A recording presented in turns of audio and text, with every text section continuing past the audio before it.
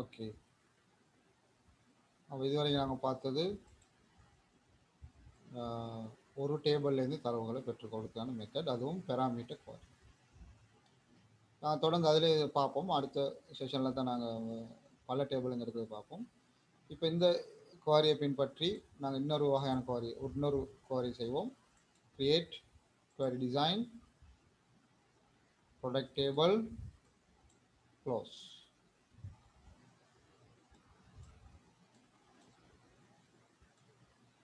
எல்லா ஃபீல்டுகளும் தெரிகிற மாதிரி வச்சுக்கொள்வது வசதியாக இருக்கும். Product ID, product name, unit cost, unit price, unit in stock, brand, unit, brand.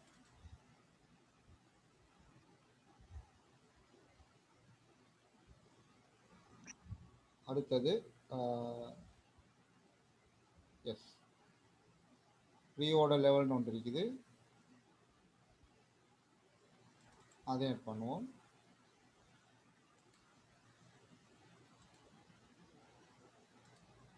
இப்போ யூனிட் இன் ஸ்டாக் தான் எங்களை கையில் இருக்கிற இருப்பு.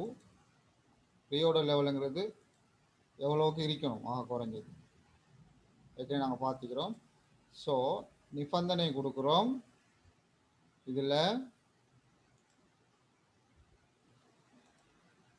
யூனிட் இன் ஸ்டாக்கில் க்ரைட்டீரியா கொடுக்கணும். எப்படி? ஸ்மாலர் தேன்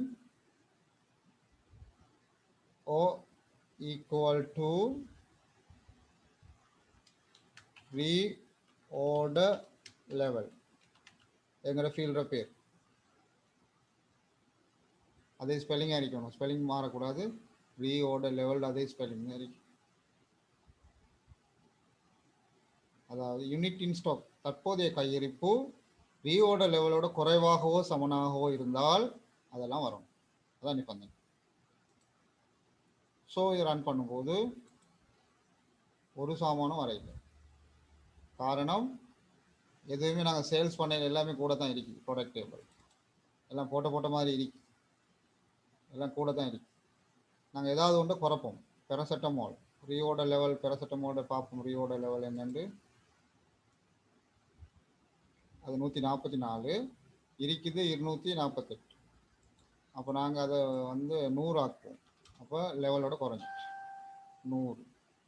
அடுத்தது பிம் 250 இருக்குது, அதை நாங்கள் 50 ஆக்கிடுவோம். ப்ரீஆர்டர் லெவல் அதில் 50 தான். அப்போ 30 ஆக்குவோம். விம்முடையும் பெரண்டோடையும் ப்ரீஆர்டர் லெவலோட குறைச்சிட்டோம்.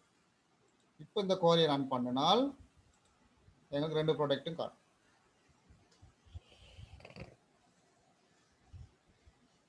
அப்போ இந்த குவாரிக்கு பேர் ஒன்று பொருத்தமாக சொல்லுங்க பார்ப்போம். QRY low stock, low stock.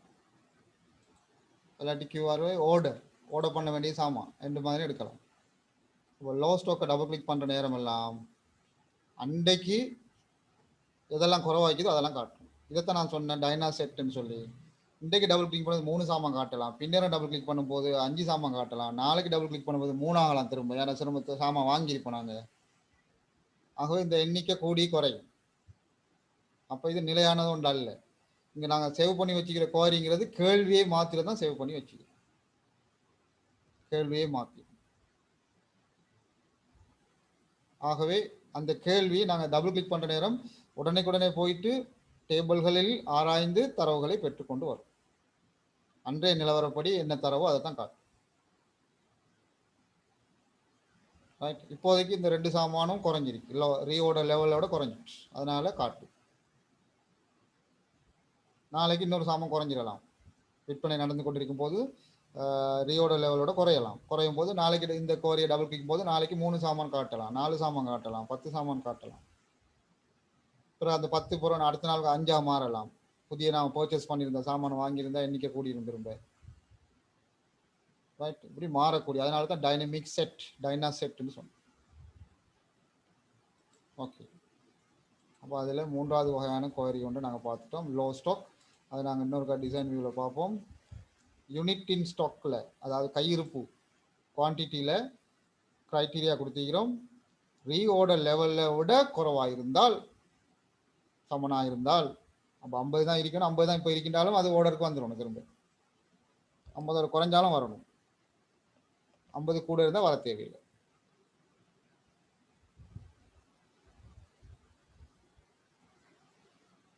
Doubt இருந்தால் கேட்கலாம். இப்போ தான் ஓரளவுக்கு நாங்கள் டேட்டா பேஸோட பயன்களை அறிய துவங்கிக்கிறோம். இந்த குவாரி கூட இது முன்னாங்க சும்மா செஞ்சு வச்சது தான். இப்போ தான் நம்ம தேவையான தகவல்களை பெற்றுக்கொள்றதுக்கு படிக்கணும். ரைட், இந்த மாதிரி பல விதமான தரவுகளை பெற வேண்டி வரும். அவற்றுக்கெல்லாம் குவாரிகள் செஞ்சு வைக்கணும். ஒரு வகைக்கு ஒரு குவாரி. இப்போ அந்த ஐடியா வச்சு பார்க்குறதுக்கு ஒரு குவாரி, நேமை வச்சு பார்க்குறதுக்கு ஒரு குவாரி. ரைட், ஜஸ்ட் இது அவ்வளோ ப்ரொடக்டை பற்றி தான். இன்னும் எம்ப்ளாயி பார்க்க இருக்கு, கஸ்டமரை தேட வேண்டியிருக்கும், அப்படி எல்லாம் இருக்கும்.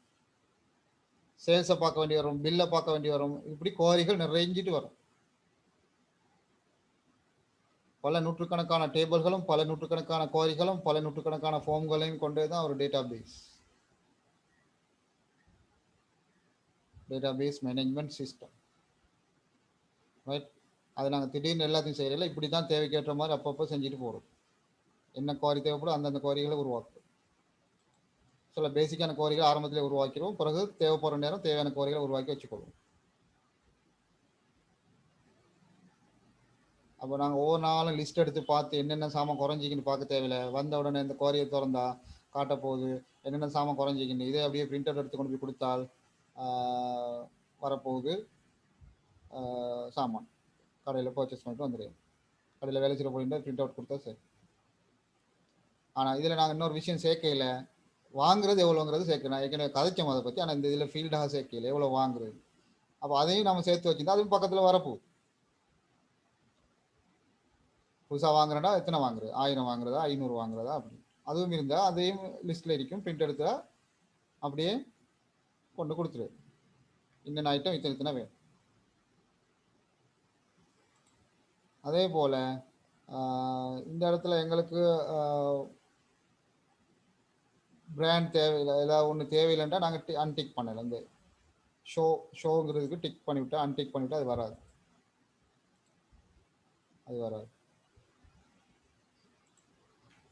தேவையானதை டிக் பண்ணலாம். ஈவன் யூனிட் இன் ஸ்டாக் அதை கூட அன்டிக் பண்ணலாம். அதில் தான் நிபந்தனை கொடுத்துக்கிறேன், ஆனால் அது வராது. இந்த இடத்துக்கு வரணும், வர தேவையில்லாட்டியும் அது இல்லாமல் ஆக்கலாம். அது ஷோ பட்டன் அது இல்லாமல். அப்போ பிரிண்ட் அவுட் எடுக்கும்போது எங்கள் கடையில் எத்தனை இருக்கீங்கன்னு சொல்லி அவனுக்கு காட்ட வேண்டிய அவசியம் இல்லை. என்றால் நாங்கள் இதை ஆஃப் பண்ணி போட்டு பிரிண்ட் எடுக்கலாம். இப்போதைக்கு எத்தனை சாமான் கடையில் இருக்கின்றது அந்த கடைக்காரனுக்கு தெரிய வேண்டிய அவசியம் இல்லை. அப்போ நாங்கள் ஆஃப் பண்ணிவிட்டு பிரிண்ட் எடுக்கலாம். அந்த மாதிரி வசதிகளும் இருக்கு. ரைட், இப்போ 3 வகையான குவாரி பார்த்துக்கு. எழுத்துக்கள் ஷார்ட் டெக்ஸ்ட்டாக இருந்தால் தான் அந்த கொட்டேஷன் மார்க்கில் கொடுக்குறது க்ரைட்டீரியா. யூனிட் இன் ஸ்டாக்குங்கிறது நம்பது, அதனால கொட்டேஷன் மார்க் இல்லாமல் இப்படி தான் கொடுக்குறது. Smaller than, greater than, equal அதுகளை தான் பயன்படும்.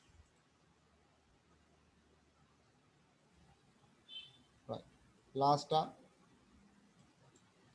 ஒரு குவாரி ஒன்று செய்வோம். Create query design, product table, close, product ID, product name, unit cost, unit price, unit in stock, unit specification. சும்மா விரும்பினதை போடலாம். யூனிட் ப்ரைஸில் நாங்கள் போடுறோம், யூனிட் காஸ்ட்டில் போடுறோம் ஸ்மாலர் தேன் 50 அப்படின்னா காஸ்ட்டுங்கிறது நாங்கள் வாங்கின விலை. அது 50 ரூபாயோட குறைஞ்ச பெறுமதியான பொருட்கள் என்னெல்லாம் இருக்குது.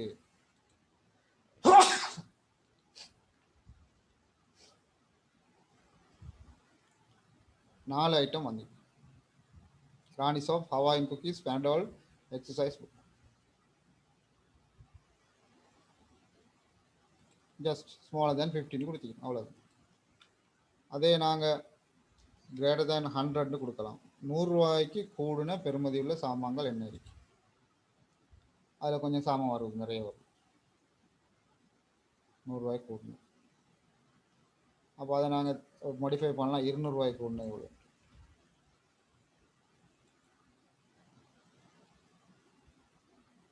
கொஞ்சம் குறவாக தான் வரும். அதை 300 ரூபாய்க்கு மாற்றினா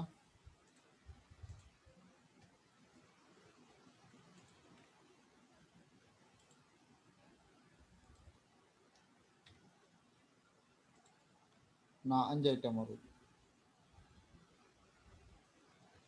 அதை 350 மாற்றினா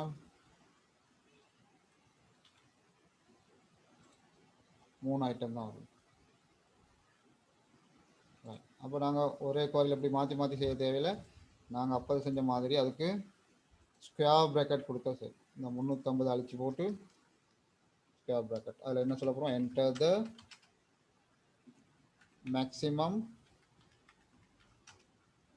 வேல்யூ. மினிமம் வேல்யூ தான் வருமா நினைக்கிறேன்.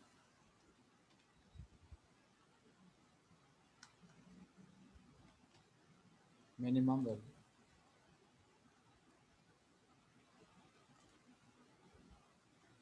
அப்போ நாங்கள் சேவ் பண்ணுறோம். QRY ப்ராடக்ட்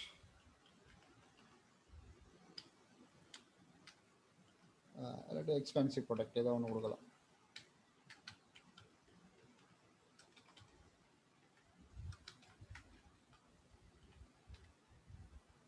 ஓகே, அப்போ அந்த கோரியை டபுள் கிளிக் பண்ணுற நேரம் என்கிட்ட தான் மினிமம் வேல்யூன்னு கேட்குது. நாங்கள் சொல்கிறோம் 300 சொன்னால் 300க்கு மேற்பட்டதெல்லாம் குறைஞ்சது 300 ஆகிக்கணும், அல்லது அதுக்கு மேலே. That is minimum. மினிமம் 300 ஆகிக்கணும். அப்படியா இருந்தால் குறைஞ்ச வேல்யூ ப்ராடக்ட்டை பார்க்கறதுக்கும் இன்னொரு குவாரி செய்யணும். லெஸ் எக்ஸ்பென்சிவ் ப்ராடக்ட்னு சொல்லி ஒரு குவாரி செஞ்சு வைக்கணும். அதில் கிரேட்டர் தேனுக்கு பதிலாக ஸ்மாலர் தேன் போட்டு வைக்கணும். இதில் போட்டிக்கிற மாதிரி ஸ்மாலர் தேன் போட்டு என்டர் தான் மேக்ஸிமம் வேல்யூன்னு கொடுக்கணும். அவ்வளோதான் அந்த குவாரியில் மாற்றம் செய்யணும். இந்த குவாரியை கூட காப்பி பண்ணி செய்யலாம். இதை காப்பி பண்ணி பேஸ்ட் பண்ணி அங்கனைக்குள்ளேயே பேஸ்ட் பண்ணும்போது பேரை கேட்கும். அப்போ நாங்கள் சொல்கிறோம் QRY less expensive products. Okay, அதில் எடிட் பண்ணி நாங்கள் டிசைன் வியூவில் போயிட்டு அந்த ஸ்மாலர் தேன் கிரேட்டர் தேன் போல் ஸ்மாலர் தேன் போட்டு என்டர் த மேக்ஸிமம் வேல்யூன்னு மாற்ற போகிறோம். அவ்வளோதான். இப்போ அதை டபுள் கிளிக் பண்ணும்போது என்டர் த மேக்ஸிமம் வேல்யூன்னு கேட்குது. நாங்கள் 50 ரூபான்னு சொல்கிறோம். ஆக கூட 50 ரூபா உள்ள பொருட்கள்லாம் வேணும். இந்த ஓகே பண்ணால் அந்த 50 வந்து அந்த 4 ப்ராடக்ட்டும் வரும்.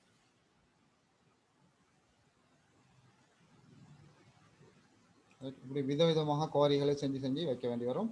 எங்களுக்கு தேவைக்கு ஏற்ற மாதிரி பயன்படுத்தி கொடுக்கும். செய்யும்போது தான் கொஞ்சம் லேட், மற்றபடி அதில் ரிசல்ட் எடுக்கிறது ரொம்ப லேசி.